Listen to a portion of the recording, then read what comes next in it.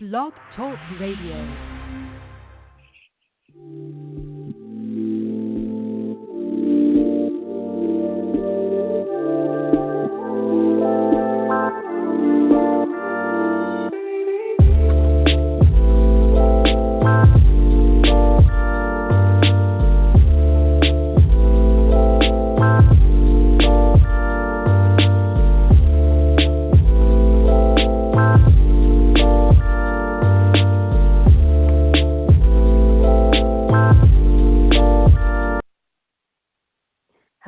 Hello, and welcome to PS10 Radio. I am your host, Angeline, and today is a very special segment for PS10. It's Stepmom 411, which is really something we always do, but something we don't always do is have a bonus mom, who is our special guest today, Sara Brooks. How are you, Sara? I'm good. Thank you for having me today. You're welcome. Thank you How are for you coming. doing? I'm so excited. I'm doing excellent. I'm Good. so excited. I'm so glad we get to share with our listeners and people who will maybe are not able to tune in live, but they can come and check us out later on the podcast. I'm so excited to share this, your confessions of a bonus mom, talking about the rules and boundaries today. Yes. So it's gonna be deep. So what I love is that me and Sara were able to connect prior to today, and not just through emails and social media, but also we were able to have a conversation, and I did feel pretty much a common bond with her. And I feel that way with a lot of bonus moms, is we are on the same page most of the time, and so we get it. I get it, and you get it. So Absolutely. hopefully out there we can help other people kind of get it. 'Cause I think sometimes stepmoms or bonus moms get kind of a bad rap or a bad reputation, or people just don't understand. But I think it's really important that we enlighten them today through our conversation. So can you start off by telling us a little bit about your stepmom journey and how you got to this point? I can. So before I even jump into that, I just kind of want to touch on one of the things that you said, which was about, the stepmom, right? And how the stepmom gets a negative rap. And so I was raised in a blended family, and one of the things that my dad really, I don't remember it ever being said, but it was just kind of known that we did not call my stepmom a stepmom. And when it came to the point that I had to, address her, like in a way, like to reference that she wasn't my biological mom, I would say like my other mom. And then as I became an adult, I would say the mom that raised me. And so I spent my early childhood with my biological mother. And at the age of 8, there was something that happened in my family that caused me to go with my father. And there was no reason that I wasn't with my father other than that my mom had me. But my parents lived bi-coastal.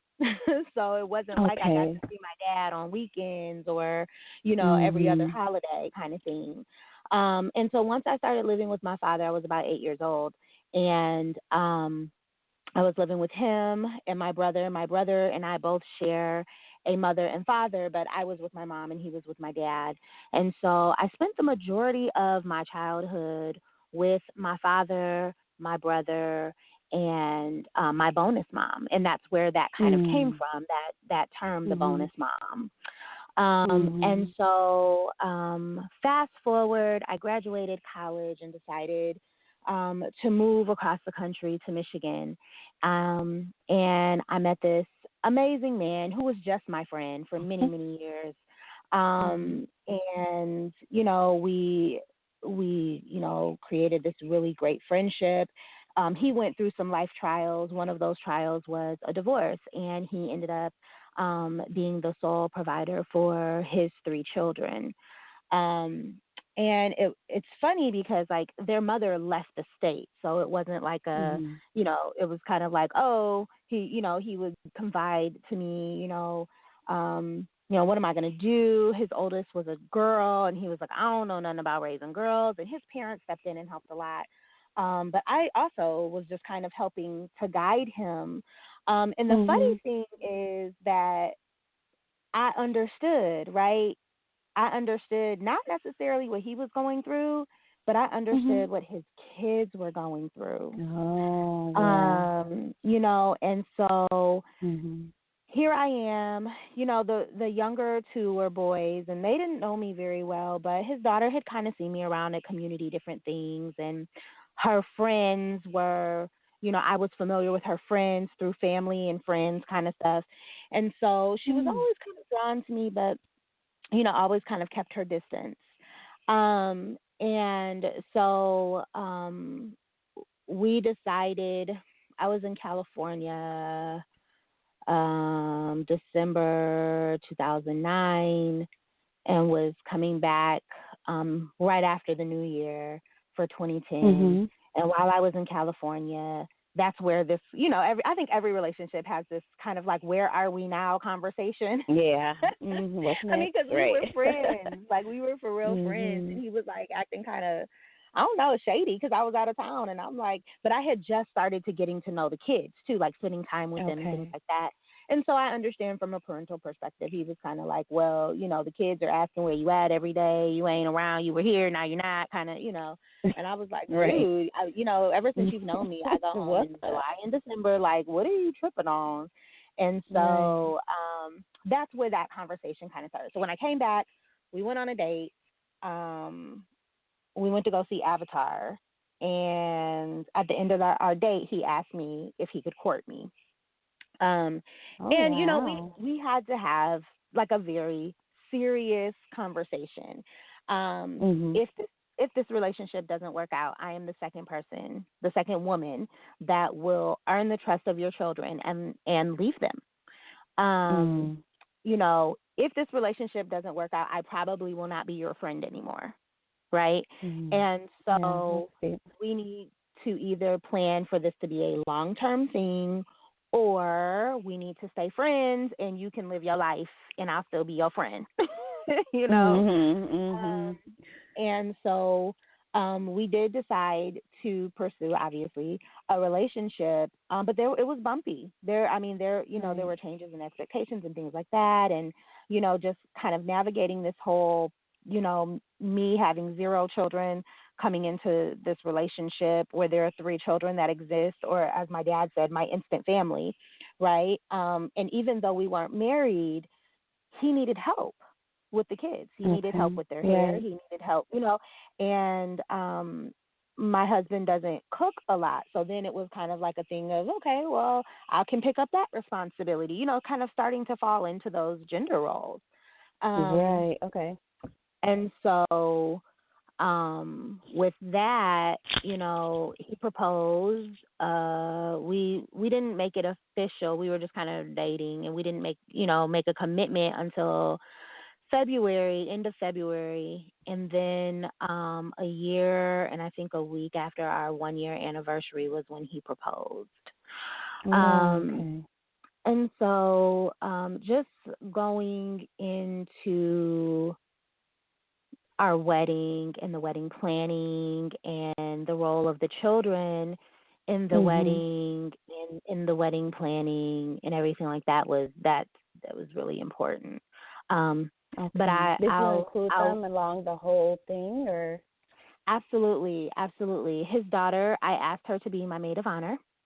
Because she's too tall to be a flower girl. She was so excited. She was, I'm going to be a flower girl. And I was like, no, I don't know about that. Maybe I'll make you a junior's bridesmaid. And I had my niece as the flower girl, but I ended up coming back and asking her, which was actually my good girlfriend Karen had dropped a seed, like, why don't you make her your maid of honor? And I was like, so I had a conversation with her, and I was like, this is what I'm asking of all my bridesmaids. It's not just to stand in a pretty dress next to me for the ceremony, but to really hold us accountable to our vows. And, do you think you'd be able to do that? And she was like, yep. And there were other roles associated with the maid of honor. I had a matron of honor. Let me just say that. I did have a matron of honor. But there were other roles that she wasn't super comfortable with, but, we kind of walked and talked through it together. I think one thing that was unique about my wedding is that we did do traditional vows, but we also did personal vows, and that I wrote and that he wrote, and also I did vows to the children, and I gave them a piece of jewelry. I gave them each ID bracelets that were personalized Okay. ID Oh, bracelets. wow. And, and I asked them, will you take me to be your bonus mommy? Mhm. And they all said yes. And our vows are hanging up in our living room. They're framed and hanging up in our living room. Oh, wow. That sounds like a So really when they get wonderful. mad, I'd be like, remember, you see this part right here? I know. You may Let's not go look at always these vows over agree. here. Right. I'm always going to do what's best for you, even when you don't agree. They're right here, right here. Right. So, Yeah. Well, what a wonderful reminder. And like you said, right where everyone can see it and you can reference it. Yeah. So then, okay, so he had the children full time, and then you kind of worked in there, as he was courting you, and then it was a beautiful wedding, wonderful vows. And so how did you kind of establish, like, your role once you actually were married? Did you just continue what you were already doing with the cooking, so how did everything? Honestly, I had to establish my role before we got married. I even though I was there most of the time, I refused to fully move into his home. And it wasn't because like, oh, that's a house him and his ex-wife had or whatever. But it was more along the lines of I was coming into a space that had already, all the space in that house had been designated for something. And it's very difficult to come into a space that is full and try to, carve out your own space. And so I was very adamant about us getting rid of that house and getting a new house where we can establish space together.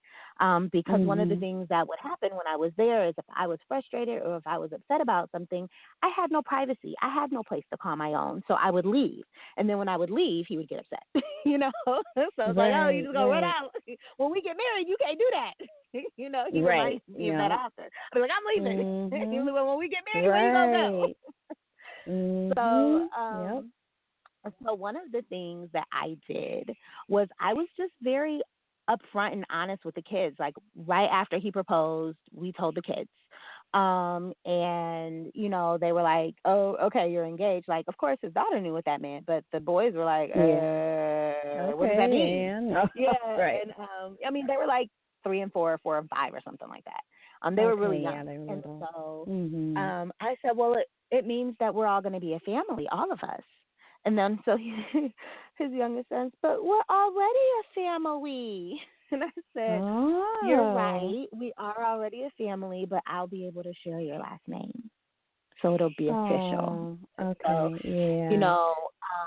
so you have to and clearly right away, define that to them because they were so young. Well, yeah, and, I think most of the contention that comes from having blended families is rooted in fear, right? The children are fearful because they're like, okay, well, where do I fit into this picture? Right. Stepmoms what's going to happen to me? Popular culture. Yep.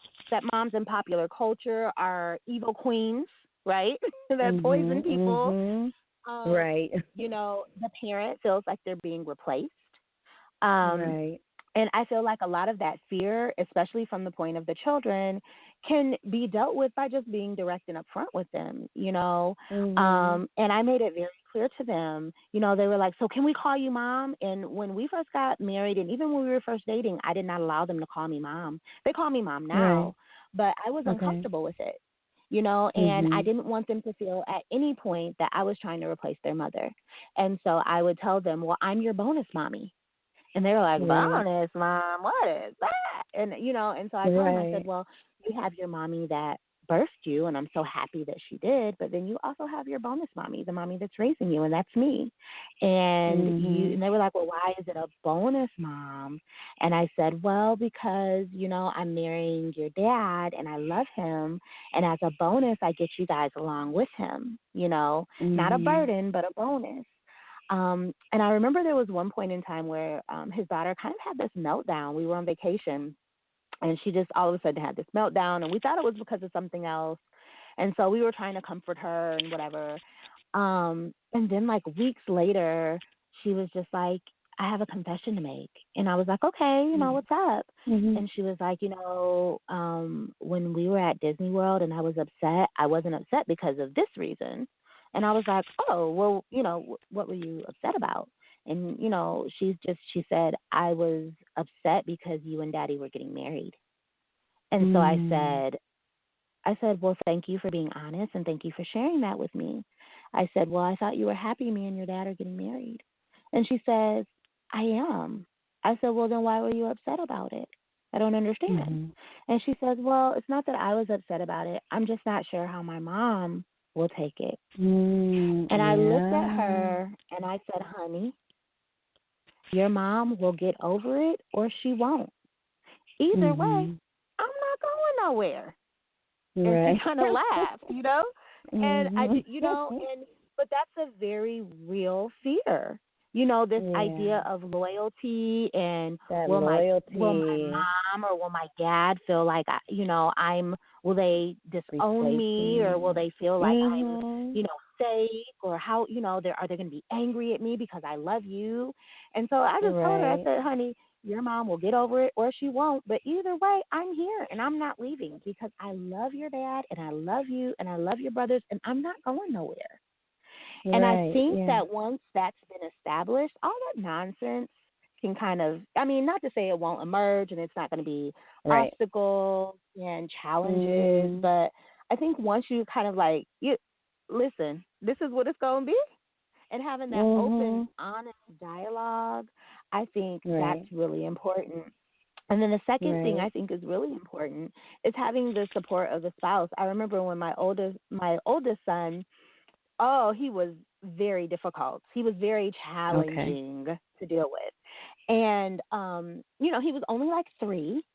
And I would tell him to do something, and he wouldn't do it, and I'd ask him to come here, and he'd run. I mean, it was just like, oh, wow. Here I am, this new woman in his life giving him orders with no authority.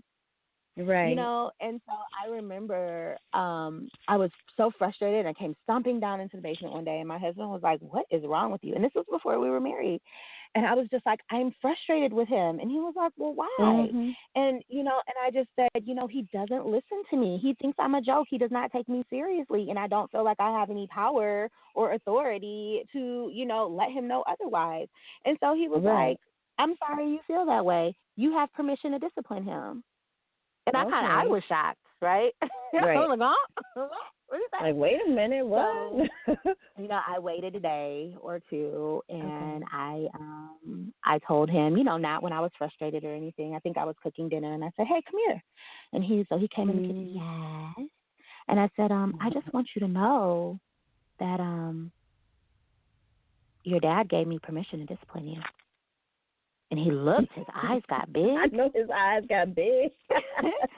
And he was like, what? And I was like, yeah. And I was like, watch, we'll ask him. So I called my husband up and I said, I just let him know that you gave me permission to discipline him. And he said, yes, I absolutely did. Right. And that's it. And sometimes, as, through the years, I've handed out discipline that my husband didn't think was fair, but we don't talk about that in front of the kids. I'll be like, you're grounded for a month, and he'll be like, dang, you messed up. And as soon as they go away, he's like, really, Sarah? A month? Don't you think that's? And I'm like, okay, a week.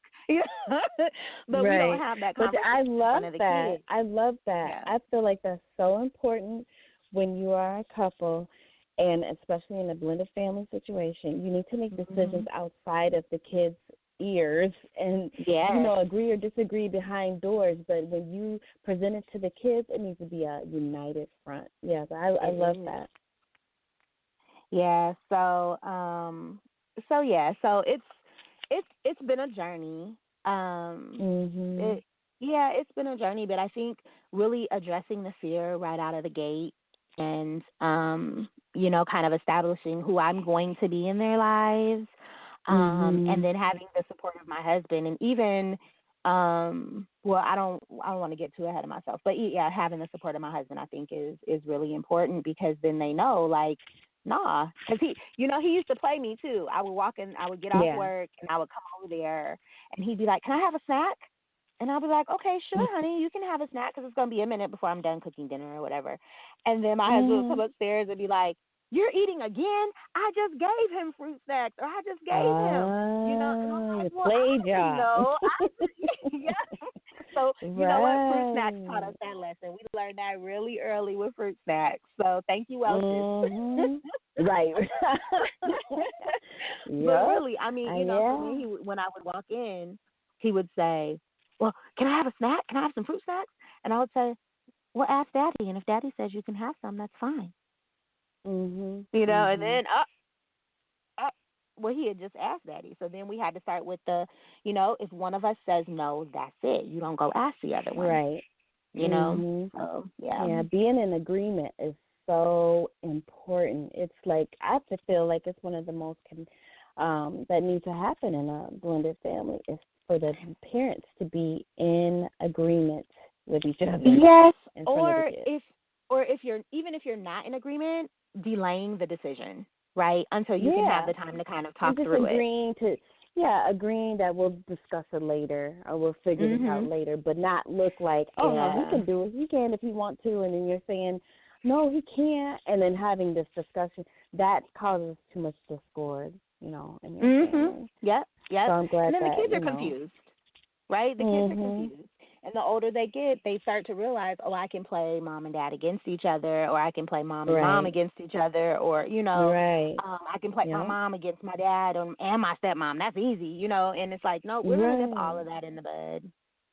Yeah. Now, do you feel like because mom was absent, the bio mom was absent, but that made it a little smoother for you, or do you feel like? To be honest with you, because like I said, my husband and I were friends, just friends, close friends, but we were friends. And she and I didn't exactly get along, and she suspected things were going on between us before there ever was anything going on between us. And so once he kind of told her, like, yeah, I'm in a relationship with Sarah, I just expected, girl, hell and high water. Right, here it comes. But it didn't come like that. It came in very passive-aggressive ways. It came, you know, she would come to town, even though she was gone, she would come to town.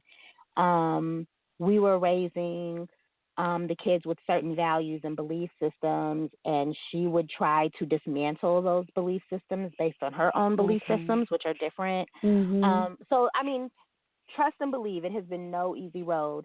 And then, you know, just really understanding grief and the grief cycle, and every time the kids see her and then she leaves, it's a brand new grief cycle. And, you know, and my husband would get really, really frustrated because the kids would be like crying and clawing for her, and I don't want to leave her. You know, and he would take it personal and be like, oh my God, after everything I've done for them, they're so ungrateful. I take care of them. And I had to explain to him, because again, remember, that was me, right? And so I had to explain to him, it has nothing to do with you. This has nothing to do with you, and everything to do with the fact that they don't know when they're going to see her again, and that they haven't seen her in a while. And there's a lot of instability there and some attachment, you know, a break of attachment. And so, you know, and he doesn't like when I get all educational and, you know, start pulling out my breaking down in the terms. Yeah, he's like, don't be counseling me. Don't be using your school stuff on me. So, but, you know, but I had to explain that to him, that, you know, and, you know, sometimes she would give them stuff and it wasn't brand new. And he'd be like, you know, the kids would like, you know, but they would just be like, oh my gosh, like all over it. And he would be like, wow, I love it. Let us go buy them some secondhand stuff, or just give them like a piece of whatever, and you know, they would have something to say about it. And I'm like, it's not about the material. It's not about the actual item. It's about the fact that it's from her. No. It's from mom. You know, as a child, I loved my bonus mom. I still love her. My mother has passed away. And we did, as an adult, I had to do some reconciling with her. Like, you know, it's 30 years old. Like, where were you? How come you weren't keeping up with me? You know, why am I worried about you, kind of thing? But the truth is that I would always make stuff for her. So, like at school when you make like the little Christmas tree ornaments, you make them for your family. I would make one for her, and then I would make one for like my mom and my bonus mom and my dad. And then, for Mother's Day, I would make one for her, and I would make one for, my bonus mom. And one for my mom was always a little bit prettier or a little bit more effort or a little bit, the nicest one. I would, I was always saving the nicest thing for her. And I don't know if that was out of like that loyalty thing, or if it was out of, just me maybe hoping that if I gave her things that were really nice and had a lot of effort and love put into them, that maybe she would make an effort to be more present in my life. I don't really know where that came from. Right. But I know what it feels like, and that's I one love thing that you had that unique perspective that so you can understand their side, their view of the world. Honey, I have been probably the biggest advocate in these children's lives for her. And she may not ever know it, and that's okay. But the reality is that, we've had some conversations where I just don't know how to have it in a non-emotional way. And I've just said, you know what, we can't talk about this no more because I don't know how to have this conversation in a non-emotional way, right? And so, I, there have been times where I've said, hey, you know what, you need to call her. And, she is the last person that he really wants to speak to because they still have, their stuff, and it doesn't have anything to do with me. That's their stuff. And then I'm like, okay, you need to call her and you need to have a conversation with her. And she needs to know what's going on with, when the kids get in trouble and, when they've been doing stuff like that. I mean, even he was like, but she's not here. Because, I mean, his parents are still married and still live together and everything. So this is foreign to him, And I'm like, but that's still their mom, and she deserves to know. She should know. Right. So, and of course, he makes the call because I pushed him to, and then it ends up exactly how he said it was going to end up, and I feel stupid. But then, we can have that conversation. He's like, see, I told you. Yeah. I'm like, yeah, but at least you tried, and you didn't, at least you can't say we never tried. Yeah. Yeah, exactly. And so, it is what it is when it comes to that. When she comes around, I don't have a problem with them going to spend time with her. But I'm very clear on, yes, she's your mother, but you don't walk up out this door without speaking to an adult. I don't care how old you are, right? Like, you're not an adult. And, because there's been a couple of times where when she shows up, like the kids, like, it's almost like nobody told me anything, but everyone was kind of shuffling to get their stuff on or whatever. And I'm like, well, what's going on? So then I called my husband, like, did you know? And he's like, nah, like, okay. So there is those, like, I think when she comes around, everybody's anxiety raises. Not mine, but I think everybody around. I think the kids get a little anxious because of the interaction. I know my husband gets anxious because of the interaction. And, I'm just kind of sort through it. Like, they're still I mean, these are still children, and they're still logistics that need to be taken care of. So who's going where at one time? How are they getting there? Where are they going to be? Is my husband aware of it? Because she ain't going to check in with me. Like, I'm not silly. I know I know she's not going to call me and be like, is it okay if I come pick up the kid? No, she ain't going to do that. Yeah. And if she did, a girl I'd fall over and surprise. Okay. So, I mean, there's just certain realities you just got to know. And because you're still managing everything, even whether she's talking directly to you or not. You're still managing everyone's time and coordinating everything, like, because that's your role, right? Yeah, yeah. So yeah. Yeah, I mean, I really admire just the fact that you jumped in there, you took on children that are not yours. I mean, I feel as stepmoms, we do things that most people would not want to do. And a lot of people are in that situation, they want to get out of it, and a lot of people are in it and they love it, and a lot of people are in it and they're struggling. And I think it's really important that we all just kind of respect the fact that you even tried to be in it. You know what I mean? Yeah. Even well, and it's funny because I had friends to love someone else's children. And it's difficult, and I had friends who, like, throughout the tenure of me getting married, my wedding planning and me getting married, like I lost friends because they were like, I just don't understand why you would marry a man who is divorced with 3 kids. Like, you know, and that was really difficult. And, you know, in hindsight, I see that they were more just concerned, right? Like,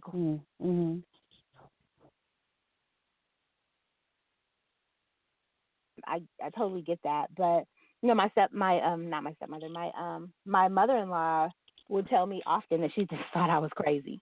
She was like, honey, and when I call her frustrated and I'm like, Mom, and blah, blah, blah, she looks at me, girl, and she says, well, honey, listen, you married him, and you married them kids too. No, and she said, and you married those kids too, and I was there and I saw it.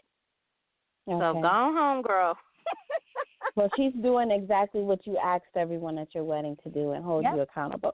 To stay in there and stick it out for you. I'd be like, oh, your son. And she's like, and you love him, go on home. Yep. Y'all work if that you don't out go home, over you there. can't fix it if you ain't at home, so go home. Right. You're right. Exactly. Well, I do remember when I was dating before I got married at the time, and and my father was like, he pulled me to the side, it was me and him, and he said, do you really want to be married to somebody who has a child and deal with her mother all the time? Because she's not going anywhere. Yeah. And, you know, at that time, you know, of course I was like, yes, you know, I love this child. I love my, you know, stepdaughter. I love, you know, my relationship. I want to be married. Yes, I do. And I didn't have any children at the time. But as soon after, I realized what he was talking about, you know, why he was trying to give me some kind of warning. But, you know, that didn't You know what is ironic? You know, and my parents love my husband. They really do. And it's funny because we are them. Like, he reminds me of my father, but I'm more of my father in our relationship, and he is like a mirror of my bonus mom. Like, they are very much alike, right? And so, but he acts like my dad sometimes, which is weird. But you know, they say you marry your dad or whatever. Yeah. But my bonus mom, actually, we were having a conversation when we were dating. He and I were dating. I went home, and her cousin asked if I was seeing anyone, and, you know, and they do. They like him. They had talked to him on the phone. My parents come out here pretty frequently. They had met him. And I remember she said, you know, I don't have any problem with him. I think he is a wonderful guy. But, you know, Sarah, you are young, you're beautiful, you're educated, you have a good job. You can find a man who doesn't have any kids, any crazy ex-wife, and y'all can have your own kids without all the drama. And, you know, and my dad stepped in and said, well, I think, you know, there's something to be said about, you know, a man who is doing what he has to do to take care of his kids. So my dad, you know, saw characteristics of himself in my husband. And I think he really respected and he honored that. But I looked at her and I was like, well, you did it. You know? Right. I know. What about me? And let me tell you, my mama wasn't nothing easy to deal with. So I said, listen, if you can, I said, I'm not dealing with my mother. If you can deal with my mother, we'll be fine. We'll be fine. Yeah, because everybody's situation really is different. You know, like you said, you know, it sounds like your situation, the birth mother is not as involved as other people's, you know, situation. No, she was flat out an absent mom. She was absent, girl. So I mean, and she wasn't absent all the time, but she was absent for a great deal of time. That was really important for me to have my mom, you know, during that time in my life. And we reconciled before she passed away. So, you know, but it's just that process of healing, and it's really hard. I wasn't watching somewhere. I was just recently I saw Damien Escobar in concert, and he did an interview, and one of the things that he said, which is so true, he was like, most of our adult issues are us trying to rectify our childhood problems. Yep. And I was like, oh my God, that is so true. Yep. That's true. When you get to talk sometimes, even like with you sharing with us today, you had to bring up where you came from in your childhood for us to understand where you are and your mentality and mindset on how you handle your family today. Absolutely. So I feel like it's all connected. My bonus mom really set a great example. And there are things that I've tried to follow. Like, she never spoke poorly about my mother in front of me, ever. Even though, you know, by like instinctually I knew that her and my mom didn't get along, you know, and I knew that it wasn't really my role to fix that. I think when I was young, like when I was really young, that perhaps I wondered how she would treat me, like when I was younger. But, I mean, she loved me, and she took care of me, and she did things with me and for me. And to this day, she loves me, and she takes care of me, and she does things with me and for me. And, you know, I don't doubt at all that she loves me. I'm so thankful that I have her. You are her daughter. Right. And it's funny because people will be like, oh, my gosh, Sarah looks just like you. And we look at each other and smile and laugh. And so when people say my daughter looks like me, we look at each other and we smile and laugh. Like, yeah, that's how right. But, I mean, she was in support of me speaking to my mother. She was in support of me seeing my mother. She never spoke poorly about my mother. When my mother would do things that broke my heart that I would never tell her, or, you know, just anything that happened that just really broke my heart that had to do with my mom, she was there to comfort me and to hold me. And, you know, that's a lot. You know, I have a friend who he's my frat brother, and he lost his wife a couple years ago in a tragic car accident. Like, she was coming home from work, and I don't know the details, but I know that she died. And he had like a 9-month-old, a 3-year-old, and a 4-year-old at the time. And so he's engaged to be married now. Okay, good. And I'm like, listen, I don't know you, but I love you because I love him. But honey, if you want to talk, you know, and sometimes he'll say, like, you know, he'll talk about like how humbling it is for him to see a woman hold another woman's child and comfort him as he cries for his mommy, you know? And it's like, at the very root of all of this, you've taken on the responsibility to nurture and care for these children. And I think too many times the parents get in the way. Yeah, they cause a lot of discord sometimes. But when it's not even necessary. Right. Yep. And I understand it's a process for them to realize that my ex has moved on and my children will have this other adult in their life. Yep, but like I was saying earlier, I think it's just all rooted in fear. It's rooted in fear. I'm being replaced, or, you know, she's going to be better than me, and it's like if bio parents could understand, like, from the mind of a child, right? Nobody can replace my daddy. Nobody can replace my mommy. I may call somebody my mom or my dad, but if I have a relationship with you and I know you, nobody can replace you. I mean, look at people who, you know, they have stepdads. They're still angry that their dad wasn't in their life, right? They have stepmoms. They're still angry that they're like, you cannot be replaced. And if the bio parents can understand, like, there is nothing you can do to replace you, like nothing. No, even adopted kids, they still want to find their family. They still want their birth family. My bonus mom is adopted, and my dad found her family. Yep, my dad found her family. Wow. And, that's you know, amazing. yeah, and so, I mean, you know, so it's like weird because I have 5 families. I have like my dad's family, my mom's family, my bonus mom's adopted family, my bonus mom's dad's family, and then her mom's family. Oh, we wow. found all the Who people, wouldn't want right? more family? Oh, yeah. More cousins, you know. I was like, okay, we're going to have to limit this wedding list now. Right, yeah. But, you know, but yeah, it's the same thing. she had questions. She wanted to know why. She wanted to know who. She wanted to know, family history. And, Right. at the end of the day, she's very thankful for the family that adopted her and raised her, and that is her family. But her blood family, she's glad to know them. But some of them, she's put Yeah. some boundaries on because she's like, Oh yeah, you have people to. You have are crazy. to. You know. Yep. You So, have to because yeah. there was a reason sometimes. There was a reason why you're in the Yep. situation you are in. You know, so the boundaries do have to be set. Yeah. Yeah. So how do you keep the boundaries? Because I know, like you said, there's this absent birth mom. The kids Yep. sporadically see her. Now, when do you Mhm. have to prep them before they go to see her, or how do you No. reprogram them Mm-mm. when they come back? Or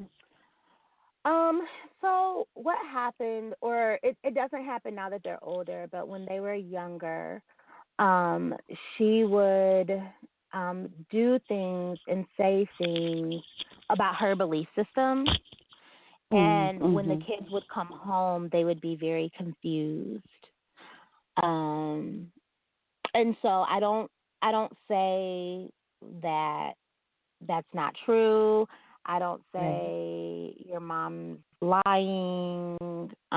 I just Mm-hmm. say, because I don't ever at any point want them to feel like I'm calling her names or I'm Right. discrediting her. Yeah. But there have Mhm. been times where she's told them things that weren't true. And, Mhm. I would just say, I don't think that, and not in an Mhm. angry way, like, honey, who told you that? Right. I don't think that's accurate. Mhm. And for any questions that come up about our relationship, me and my husband, as they've gotten older, I've said, listen, if you have questions, we can have that conversation, right? So I'm Right. not going to give anyone else the opportunity to give my narrative. That's number one. Mhm. But um, the boundaries are a give and take. I mean, really, there are certain things, that, we say, okay, look, this is how we're raising them, or my husband has said in the past, look, this is how we're raising them, and you're not raising them, so you're making it more difficult on the kids when you do X, Y, Right. and Z. Um, Mhm. no, I think she's vegan, and so we had a Okay. conversation about milk, right? She came to town, she Right. left, and one of my sons was like, oh, how come we drink milk? Milk is for calves. And, a lot of people believe that. And I was like, okay, Mhm. honey. So he was like, well, how come we don't drink milk that's for human? Human milk. And I was like, are you saying you want, I Mhm. was nursing at the time, so I said, are you saying that you want some of my breast milk? And he was like disgusted, right? No, I was like, well, I You're don't like, wait, understand. what? Like, Right. that is milk for humans. I don't understand. Help me Right. understand. Right. And so he was like, well, what about like, almond milk or soy milk or cashew milk? And I was like, well, those are milk substitutes. That's not really milk. I was like, we've made almond milk. Mhm. It's water as an almond. And so he was just very frustrated. He just started crying, Mm. and, She wanted to I was, believe what she said was true. yes, yes. And Mhm. I think just beyond that, it was because it was from her that he Right. wanted to hold Mhm. on to it. Um, Yeah. and my husband had kind of walked in as he was having this meltdown, and he was Mhm. like, "Well, what's wrong with you?" And so I explained to him what was going on, and his first instinct was to get defensive. Don't nobody else buy groceries for this house. I ain't doing nothing special. So then, like, Right. downpour, right? And so he and I had a Mhm. conversation later, and I was like, I think that really hurt his feelings, and he was just like, I just this is and this is for him again. His relationship. Obviously, they were married. They had children. So Right. there's still some residue, Stuff. right, between Right. them. Mhm. Um, but for me, I was kind of like, not the right response, kind of thing. And I knew Right. that I couldn't have that conversation with him. Like I knew. Right. So I went to his sister, and I was like, listen, I need to tell you what happened today. I need you to check on him. I need you to talk to Mhm. him because I don't know if he was really crying because he was frustrated. Because he said because I was like, I don't understand why you're crying. Why are you crying?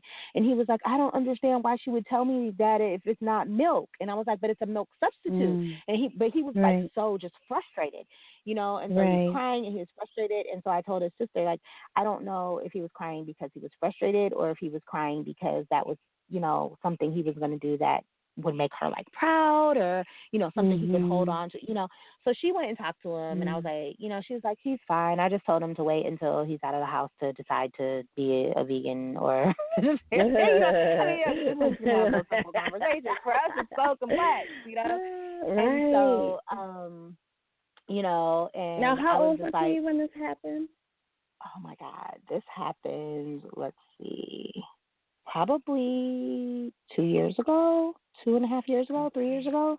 I think my youngest was like, yeah, she was like a baby. So this was like 3 years ago. Okay. So he was like 10, but he was Okay. very upset. He was very upset. And Right. she said she didn't even have to ask him. He just told her what happened. And she was like, yeah, Okay. she's like, how daddy Yeah. is. And, kind of like, Right. if Right. you, You know if he you're be going tripping. to, you're going to, yeah, if you're going to, Mhm. be a vegan or a vegetarian, just do it. I mean, and he actually, for a Yeah. day, he was like, I was like, and I told him, I was like, if you don't want to have anything with dairy in it, I'm fine with that. I was like, but it's not just milk. So understand, it's bigger than Right. milk. I was like, that's Right. No butter. That's, cheese. Right. yeah, that's No cheese. I was butter. like, on that. I was like, you can't have none of them M&Ms with that milk chocolate in your trail mix. Exactly. No He was like, wait a minute, chocolate. hold on. I know. He was like, Hold oh, I up. think I accidentally ate an M&M. I'm like, yeah, accidentally, Right. whatever. But after a couple of days, we were just like, look, if you want to play sports, you're going to need the calcium, and you just need to go Yeah, ahead the and make sure you protein. Right. have the protein and the calcium and all that. And so he went back to, I mean, it was only been a day. So he was like, okay, all right. Yeah. But for a day and a half, he did really, Yeah. really well. I was proud of him. But Right. I mean, it was Yeah. like, even like if we made like boxed pasta, it was like, oh, this has milk in it. Oh, this has hydrogenated Yep. milk in it. Into it. This has Right. cheese. Mhm. I mean, it was just like the only thing he could eat was peas and apples or something Yeah. like that. Right. I'm about to say some lettuce and tomatoes. That's Right. It it. was just crazy. So yeah. Yeah. So I mean, and Real we sad. have tried to incorporate more meatless meals. Yeah. Just but I mean, meatless meals are hard without cheese and cream. I'm sorry, it's just the truth. It is. It is. Yeah.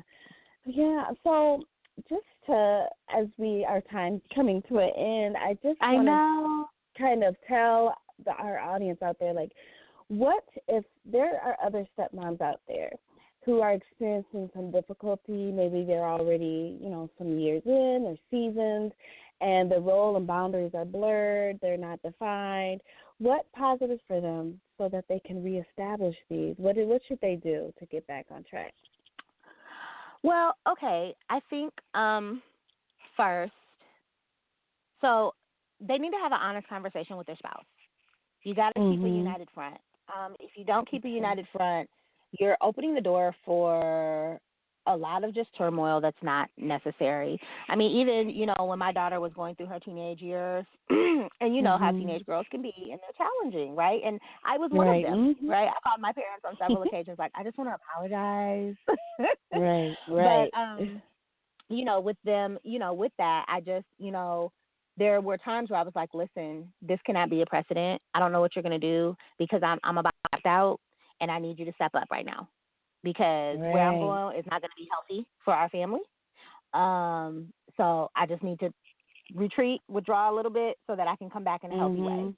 And he understood that. Mhm. But I think it's also important to create an incredible support system. I have great friends and sorority sisters that I can call and be brutally honest with, and then they still call me to the carpet, right? Okay. And and Mhm. it's funny because one of my bridesmaids, I was like really frustrated one day, and I don't even remember what I was telling her, but she was like, she just cut me off and just said, Sarah, I was there when you took them vows to them kids. You Mm. gonna stand? You asked me to hold you accountable, and I'm calling you to the carpet. And I was like, dang, Wow. because I was in my feelings Yeah. about whatever. And Right. understand why you're doing this, right? Okay. Um, it's impossible to love a person and not love their children. If you don't love their children, you Yeah. don't love them. And I Mhm. think it's really important to check your motives and just check your heart Mhm. because, and just in total transparency, and I don't honestly think I've admitted this to anybody, maybe one or two people, but there were times Okay. where I've done things for the kids and I felt very haughty in my heart.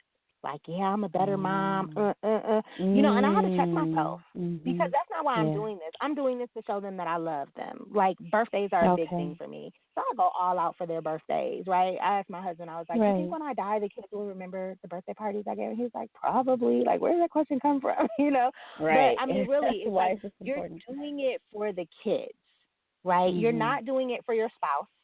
You're not doing it because you want to show out. If you're not doing it for the kids, you're doing it for the wrong reason. And maybe you shouldn't have put yourself in that situation, right? And you have to, I think it's really important to set boundaries for yourself. Pick your battles. If they're not if they're doing their chores, but they're not making their bed every day, who cares? Like, pick your battles. Not every little thing is such a big deal that it has to be. I mean, sometimes, girl, I'll be fussing. I'll be just like, I'm tired. Right. My husband be like, good, I give up. Shut up. But then, but that's when you start having those conversations like, okay, as they get older, if you're going to continue to do this, this is going to be the consequence. So, ahead of time, and if you continue to do this, you're telling me that you're choosing the consequence. I think it's super duper important to not make adult problems concerns of the child. So many times I see children who are stuck in between mom and dad, and they don't want to make anyone angry. And it's really, it's very difficult for them because they don't want mom to be mad at them. They don't want dad to be mad at them. And, a lot of times when kids hate the stepmom, it's because mom hates the stepmom, or she's replacing the stepmom because they haven't had that conversation about, here's my role in your life, right? My role is to help your father raise you and to make you the best person that you can be. They haven't had those conversations. And so they feel stuck in between whatever arguments are going on, and they just don't want anybody to be mad at them, right? Right. And it's like that. No child should have to worry about that. But I know it's a lot harder to do or to say than to actually do, but the adults need to keep the adult problems and the adult tension away from the child. And some people just have diarrhea of the mouth, and they just talk too much in front of their kids. They talk way too much in front of their kids, and it's like some stuff is appropriate and some stuff is inappropriate. And, there's times I've had to stop myself, tell myself to shut up. There's times I've had to, kind of, hey, tap my husband, and he's like, what? And blah, blah, blah. I'm like, not appropriate. Please stop. Don't do that. Gotta get out your feelings.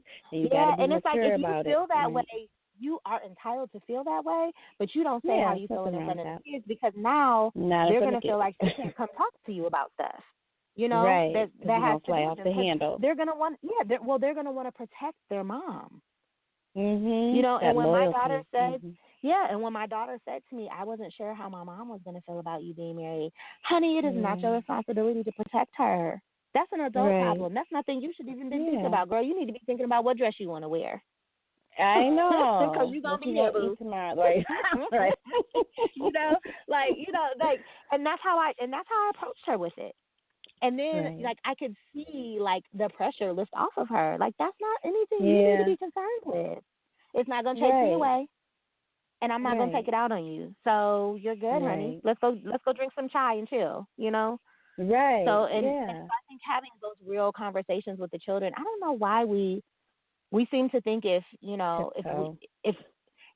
we don't have the conversation, they won't know it exists. They can feel the energy. They observe things. They can see what's going on. They feel all that tension, right?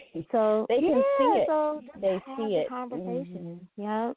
Yeah, and I know that was a lot comes out through their behavior anyway. So absolutely. Yeah, I love that. So I'm just going to recap what you said because I was writing it down, and I agree with you 100%.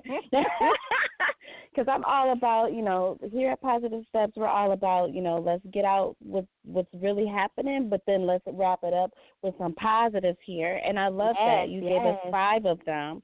And you said to have a united front, have that open conversation with your spouse. Yes. Number 2, have a good support system, and how important that is when you need to vent, but also when you need to kind of be reminded of why you're in the situation you're in.